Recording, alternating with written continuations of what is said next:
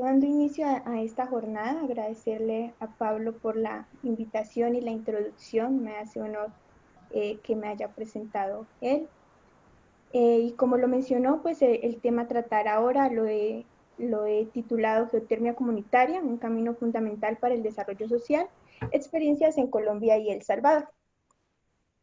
La agenda que vamos a manejar en este tiempo va a ser como inicialmente una definición de geotermia comunitaria, la aplicación y las experiencias y una breve reflexión.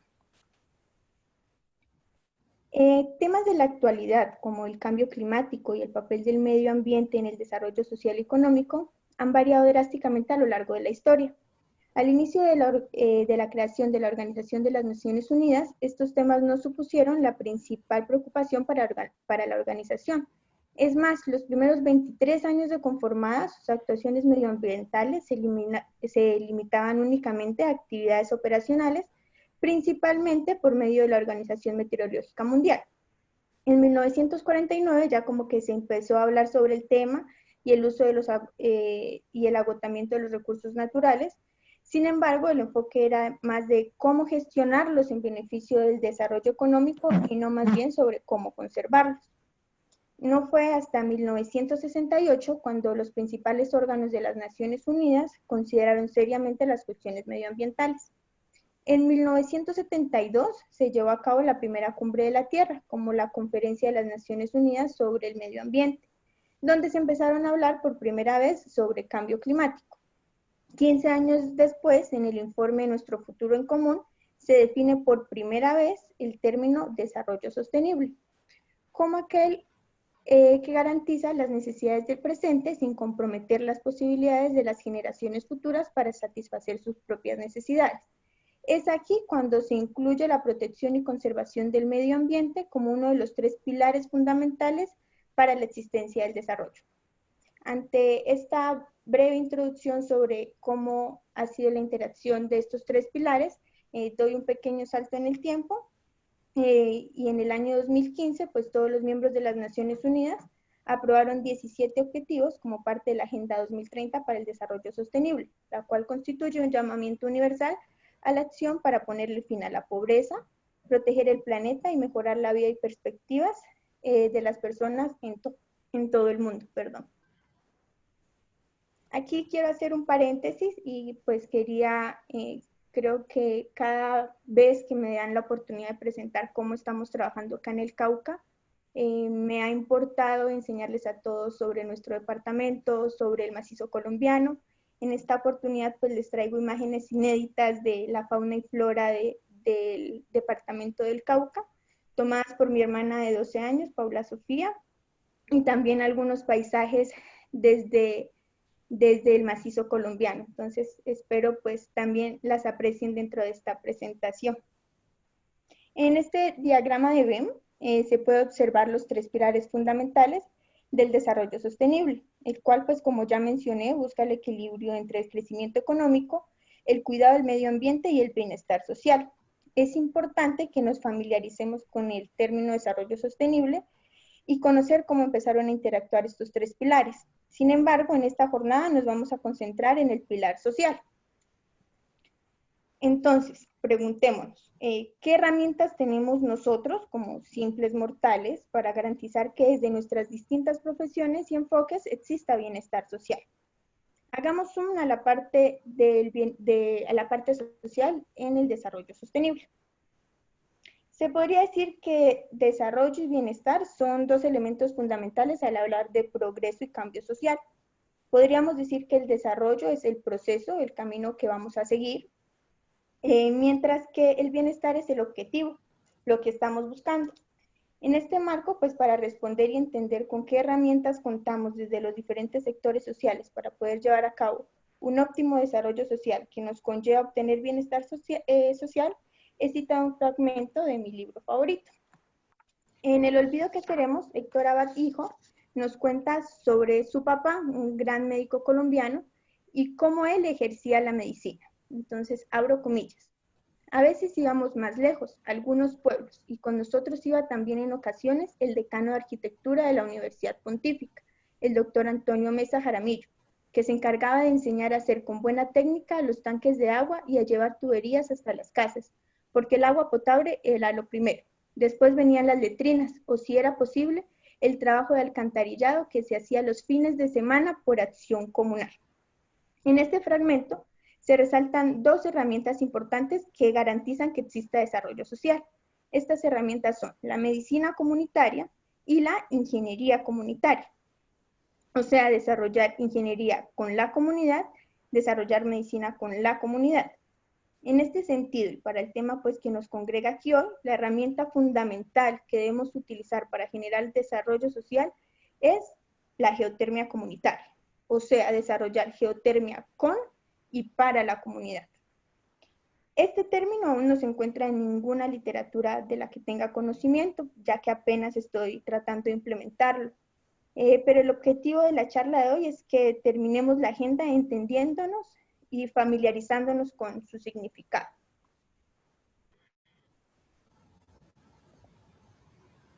Ahora veamos el desarrollo sostenible en un proyecto geotérmico. Como hemos visto en las charlas anteriores, la geotermia es la utilización del calor del subsuelo para producir energía, ya sea eléctrica o térmica. Cualquier parte del planeta tiene cierta cantidad de energía geotérmica aprovechable, pero hay zonas especiales que cuentan con ciertas anomalías que conllevan a una entalpía mayor. En estas zonas se pueden establecer plantas de energía geotérmica que por sí solas ya estarían cumpliendo con el objetivo 7 de la Agenda para el Desarrollo Sostenible 2030. Claramente, con su funcionamiento también cumple pues otros objetivos. Socialmente, la energía eléctrica se considera necesaria para satisfacer las necesidades básicas de una comunidad. Sin embargo, se puede potencializar aún más los impactos sociales provenientes de un proyecto geotérmico. Miremos nuevamente con lupa esta parte.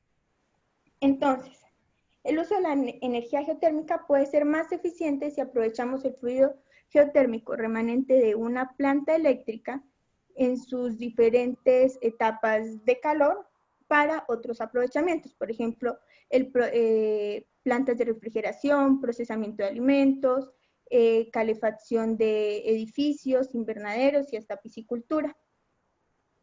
Entonces ya no solo estaríamos generando energía eléctrica para satisfacer las necesidades de las comunidades, sino que estamos generando otros proyectos, en este caso, por ejemplo, puede ser la agricultura, para contribuir con la geotermia al desarrollo social de las comunidades.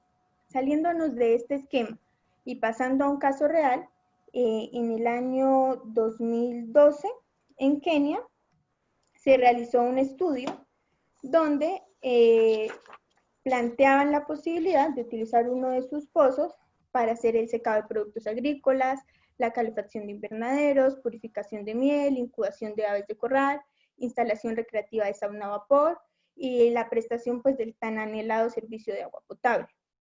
Esto concretamente pues, sería geotermia comunitaria en sí.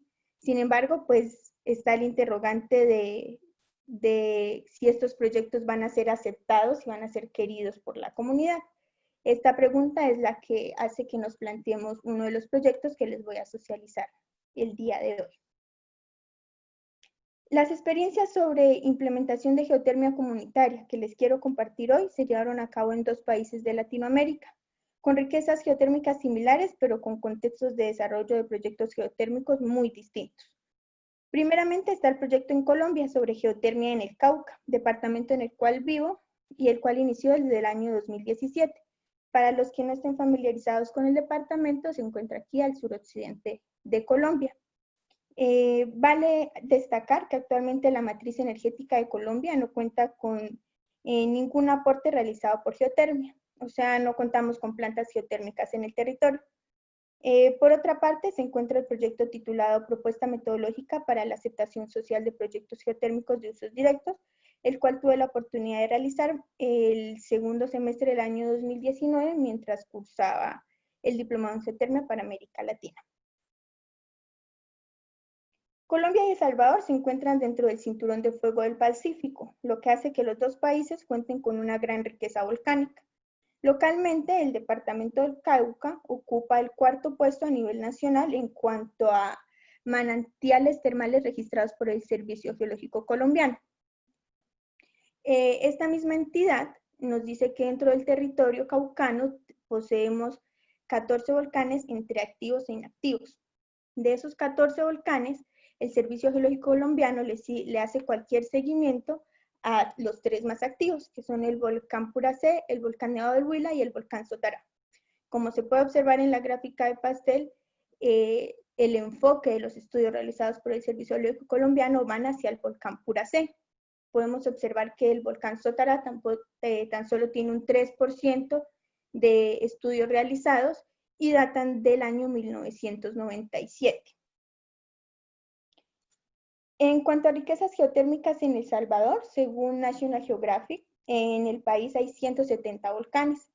Sin embargo, el Servicio Geológico el Servicio Geológico de El Salvador reporta haber identificado cerca de 50 volcanes entre activos e inactivos, de los cuales 23 se pueden clasificar como activos y los 6 más activos tienen seguimiento constante, que uno puede entrar a la página del Ministerio de Medio Ambiente y Recursos Naturales para descargar los respectivos informes. A diferencia de Colombia, la matriz energética de El Salvador recibe aproximadamente el 25% de la energía gracias a la geotermia. En la imagen podemos observar 12 puntos rojos. Estos 12 puntos rojos son áreas identificadas con recurso geotérmico de alta entalpía. En el punto 1 y en el punto 7 encontramos las 2 centrales activas actualmente en el país. Sin embargo, la tecnología de aprovechamiento de usos directos de la geotermia en las actuales centrales geotérmicas no ha trascendido más allá que algunos prototipos para usos directos. Profundizando un poco más en los casos de estudio, y la verdad, pues más con el fin de reconocer el gran equipo detrás de cada uno de los proyectos, haré una breve descripción individual. Vale destacar que para el proyecto del Cauca, como vieron, la gráfica de pastel es bastante diferente para los volcanes, no es muy equitativa. Entonces, en la fase que estamos en el departamento actualmente es haciendo investigaciones para obtener datos, caracterización de nacimientos termales y usos directos como el recreacional. Como lo había mencionado Pablo, pues el primer acercamiento a las comunidades indígenas se hizo en el año 2017, donde tuvimos la oportunidad de contar con el apoyo de 3 comunidades indígenas y una alcaldía municipal. Durante el año 2018 se realizó la investigación del potencial geotérmico recreacional de una fuente termal en el Cauca, fase prefactibilidad, que es el proyecto que vamos a tratar hoy un poco más a fondo. En el 2019 se hizo un acompañamiento a las comunidades y la factibilidad del desarrollo de proyectos geotérmicos recreacionales, y lo que le quiero contar hoy de nuevo es que en este año se está haciendo un proceso de inclusión de la geotermia en el plan de desarrollo municipal del municipio de La Vega, Cauca. Sin embargo, la historia nos cuenta que desde la edad antigua empiezan a hacer pues cierto interés por incluir en sus planes sociales de gobierno la construcción de casas de baños termales públicas. Uno de los ejemplos de baños termales que hay, por si quieren consultarlo, son las Burgas de Urense, un conjunto de 3 fuentes públicas cuyas aguas corrían a una temperatura de 60 grados centígrados. Sin embargo, ahora no contamos con la misma dicha de que estén dentro de los planes. ¿Por qué?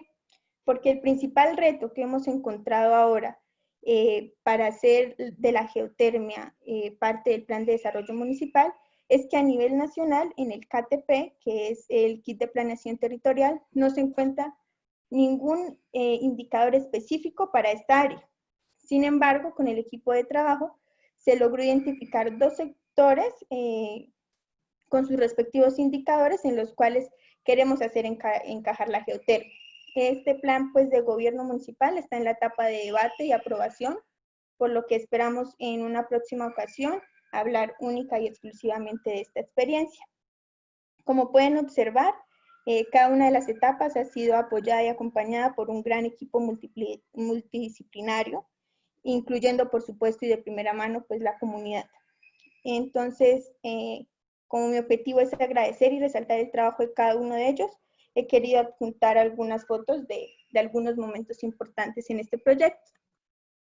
El proyecto en el que profundizaré hoy, que es el realizado en el año 2018, tuvo este logo como característico para que la comunidad se adueñara como tal del proyecto. Entonces, por eso lo pongo aquí, porque con este logo toda la comunidad se siente parte del proyecto y identifican el proyecto. En cuanto al proyecto realizado en El Salvador, se encontró un gran vacío en la existencia de metodologías empleadas para llevar a cabo proyectos geotérmicos de usos directos que fuesen aceptados por la comunidad. Por ejemplo, la tecnología para crear un equipo de pasteurización de leche existe y se puede ajustar a los requerimientos geotérmicos, en eso estamos de acuerdo. Sin embargo, no será un proyecto que genere desarrollo social si lo ponemos en una zona donde la leche la importan de otro país, por ejemplo, o sea, sería absurdo. En este sentido, este proyecto que tuve la oportunidad de plantear junto al ingeniero Andrés Asunción y con apoyo y dirección de los ingenieros Luis Franco y Caleb Najera de la empresa geotérmica El Salvador Lageo, no solo propuso un modelo metodológico que llenara los vacíos encontrados en esta área, sino que además se aplicó a una de las zonas geotérmicas que ya están desarrolladas en el país. Si bien es cierto que la propuesta metodológica está sujeta actualmente a un proceso de validación, esta no busca promover una generalización de los contextos sociales ni transformarlos en resultados binarios. Al contrario, es una metodología aplicada claramente en contextos regionales, pero pensada y fundamentada en contextos globales, que pretende guiar a los impulsadores y creadores de proyectos geotérmicos sociales a practicar lo que es la geotermia comunitaria. En cuanto a los contextos sociales, específicamente de los casos de estudio, vale destacar que según el DANE, el 24.8% de los habitantes del departamento del Cauca pertenecen a una etnia indígena.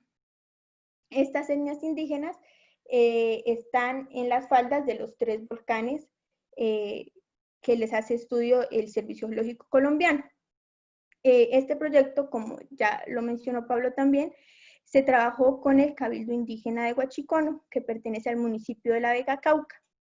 Y recuerdan la gráfica de pastel donde había un volcán, que era el volcán Sotará, que no tenía estudios desde el año 1997.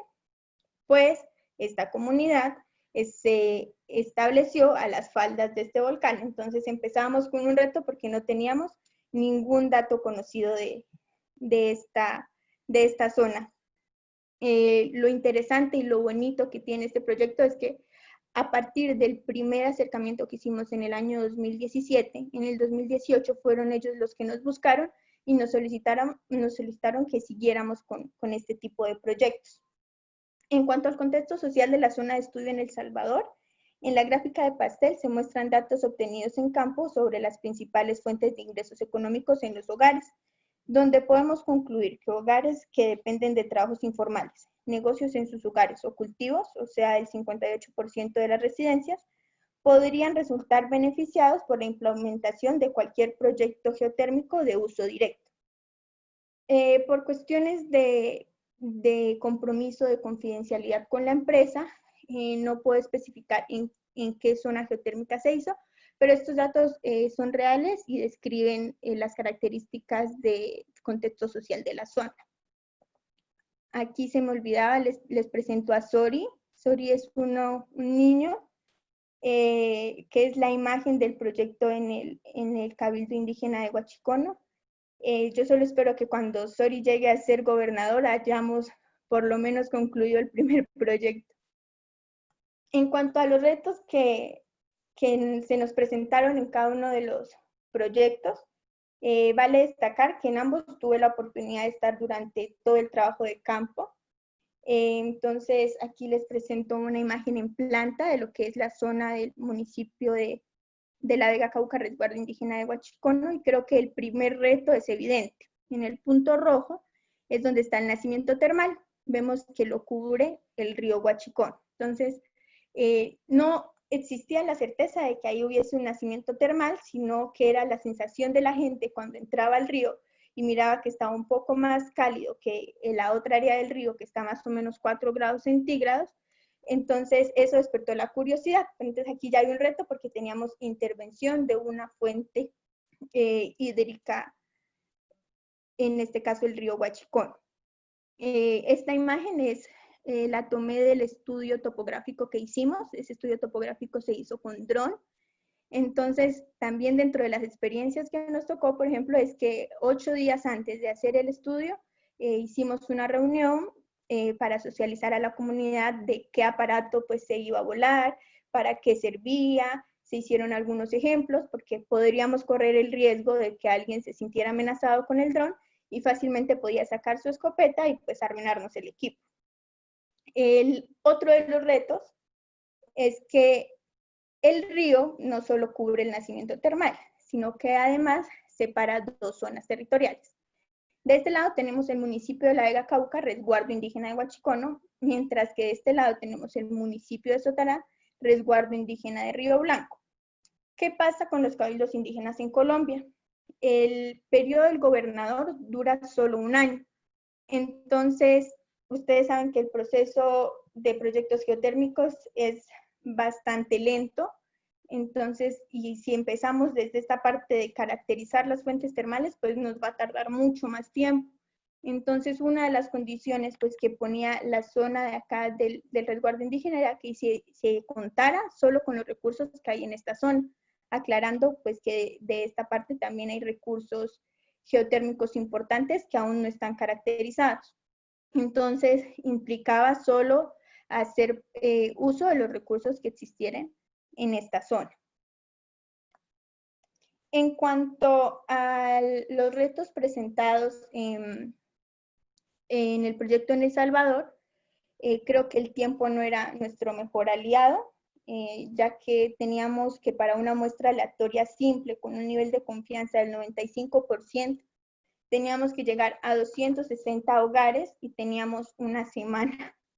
Inicialmente pues parecía una idea algo descabellada, sin embargo pues gracias al apoyo de Fundageo y de personas calificadas que nos aportó la fundación, hizo que este trabajo se lograra. Es posible pensar pues que hacer una encuesta no lleva mucho tiempo, o sea, pueden ser respuestas simples. Sin embargo, no solo realizamos una encuesta, también nos preocupamos por informarle a la gente sobre geotermia, ya que viven al lado de una central geotérmica. Entonces creamos material didáctico donde les íbamos explicando hogar por hogar qué era la geotermia, cómo lo podían utilizar y no que lo asociaran directamente solo a la central de generación eléctrica. Entonces de repente estábamos en una casa con 5, 6 niños escuchándonos hablar sobre geotermia y la señora haciendo las tortillas preguntando cómo le podíamos ayudar a ella y a su familia. Entonces esta experiencia, de verdad que fue enriquecedora. En cuanto a los resultados, en cuanto a los estudios y resultados, no me voy a detener en los estudios que realizamos, pues ya que hablar de cada uno de los proyectos me tomaría una jornada completa, si me va bien, pero los he querido mencionar porque de verdad que cada uno llevó su trabajo y su reto. Entonces, en Huachicón nos hicieron estudios geológicos, topográficos y geofísicos, se hicieron 2 sondeos eléctricos verticales.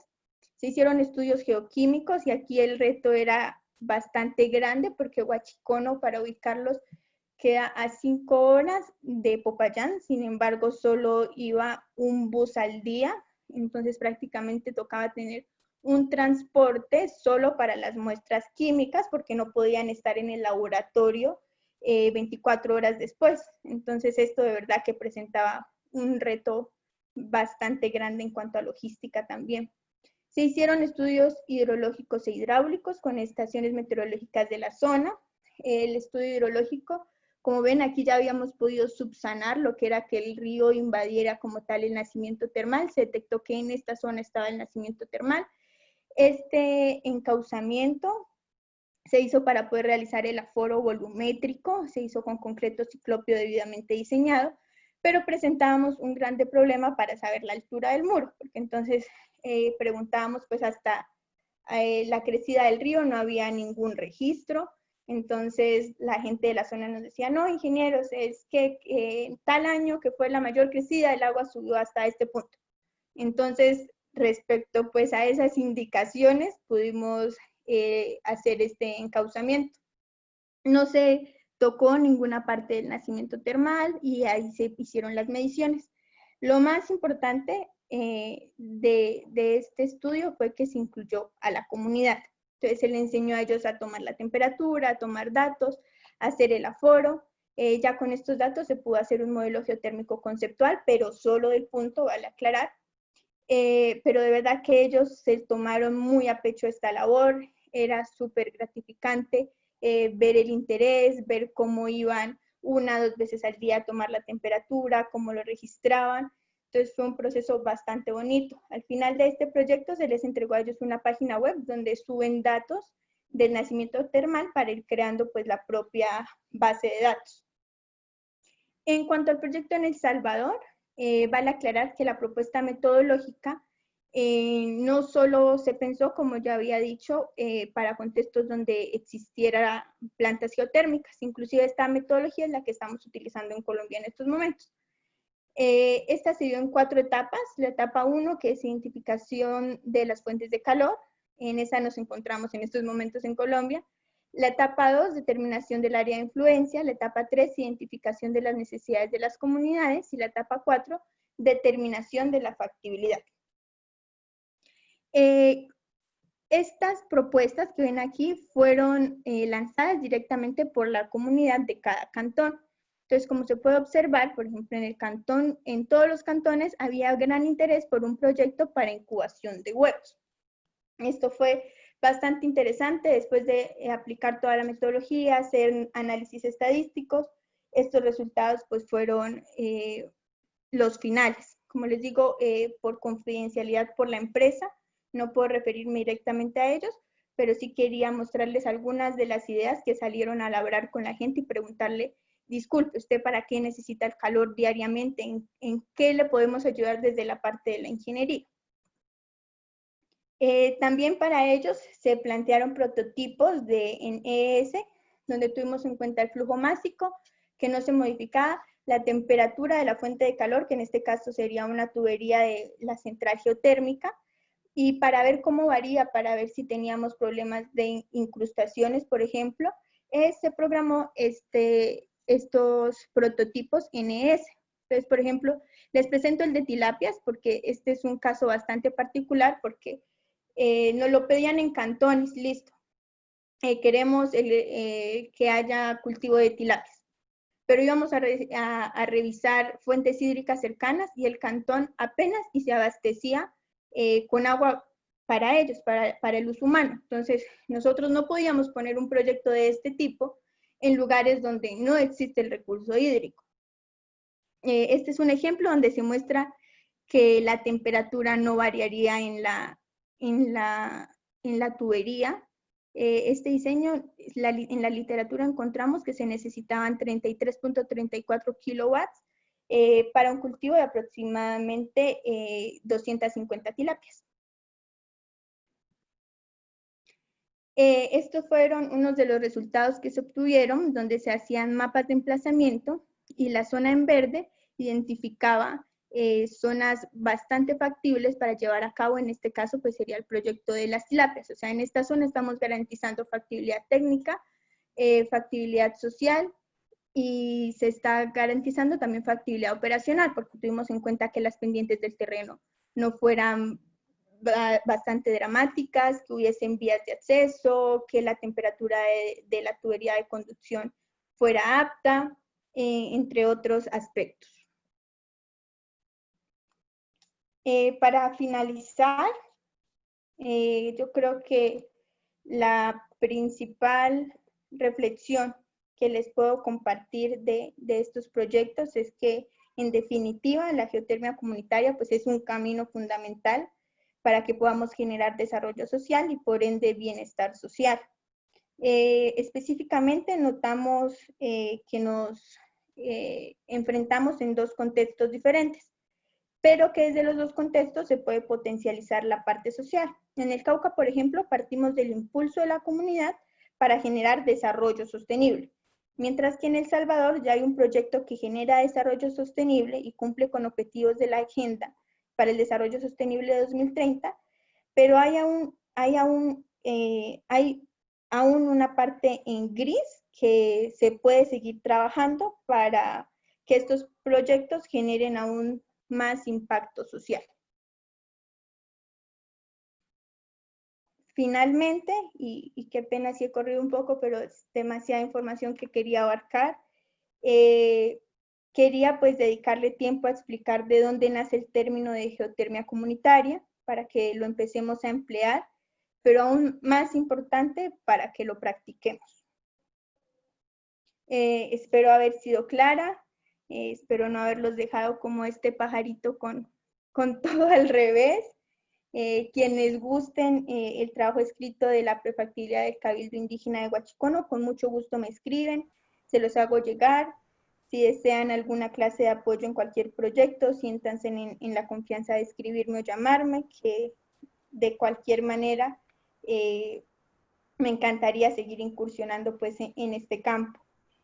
Por otra parte, pues también como les había contado, el trabajo realizado en El Salvador pues está sujeto a cláusulas de confidencialidad. Sin embargo, los que gusten pueden entrar a la página de la Universidad Nacional de El Salvador y solicitar el estudio en PDF. Muchas gracias. Bueno, Michelle, muchas gracias por la presentación, realmente muy interesante, y yo creo que uno de los principales aportes de tu trabajo es esto de ponernos sobre la mesa un concepto y llamarlo geotermia comunitaria. Realmente es muy interesante poder pensar esto, cómo partir de los proyectos y en su etapa de prefactibilidad, esto, poder tener una metodología clara con las comunidades y más con comunidades indígenas que, que pues muchas veces no están en zonas tan remotas y con accesos tan complicados, que también esto, llegar con nuevo conocimiento, pues va a ser un reto. Yo agradezco a todos los que han estado en el webinar. Esto, hay algunas preguntas. Está preguntando Adrián Mayen. Dice, buenas tardes, saludos desde El Salvador, excelente presentación, Michelle. Tengo una pregunta, ¿cuál consideras que ha sido la clave para poder empoderar a la población con el proyecto? En el sentido que, sin importar que haya un cambio en los gobernantes del municipio, los habitantes sigan con el desarrollo del proyecto de aprovechamiento de recursos sin ver afectado el rendimiento, productividad. Michelle, espérame que Sí. ya. Hola Adrián, qué gusto. Con Adrián tuve la oportunidad de estar en el diplomado en geotermia.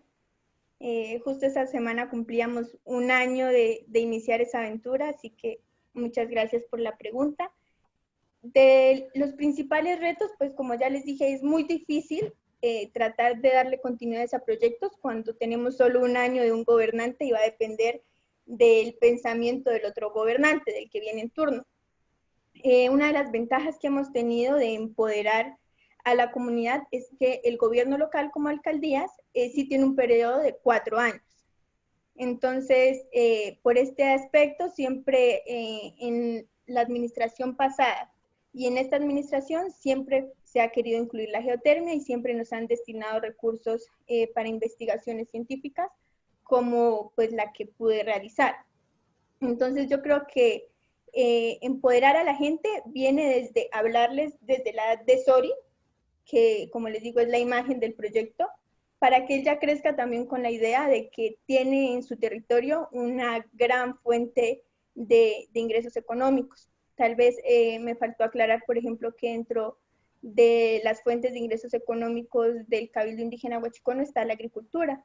Y un tiempo estuvo muy fuerte lo que fue el cultivo de amapola. Y eso era como por tradición. Pero entonces, si empezamos a formar desde los niños, como de la edad de Sori, garantizamos que los gobernadores o la gente que lidere la comunidad los años siguientes van a tener ya en su pensamiento y van a incluir a la geotermia en sus planes. Muchas gracias, Michelle. Siguiendo acá con los comentarios, Miguel Morales nos dice, quisiera compartir el trabajo de investigación que realicé sobre los volcanes americanos, contemplando su potencial geotérmico. Si quieres, Miguel, nos escribes a técnico@geocol.org y nosotros te ayudamos. Podemos difundir esto o hablamos para tal vez una charla o algo así. Andrés Asunción dice, ¿cuál sería la relación entre geotermia comunitaria y los impactos sociales de los proyectos geotérmicos de generación eléctrica? Perfecto.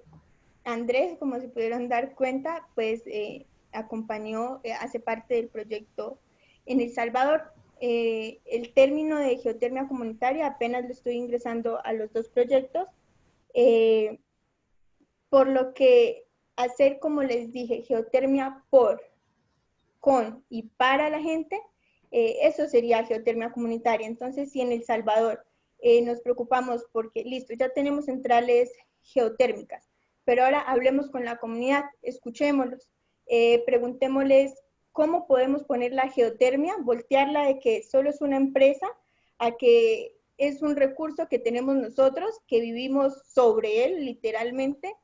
Entonces, esa sería la parte de la implementación de la geotermia comunitaria, creando pues impactos positivos en las comunidades adyacentes a las plantas que ya tienen en el país.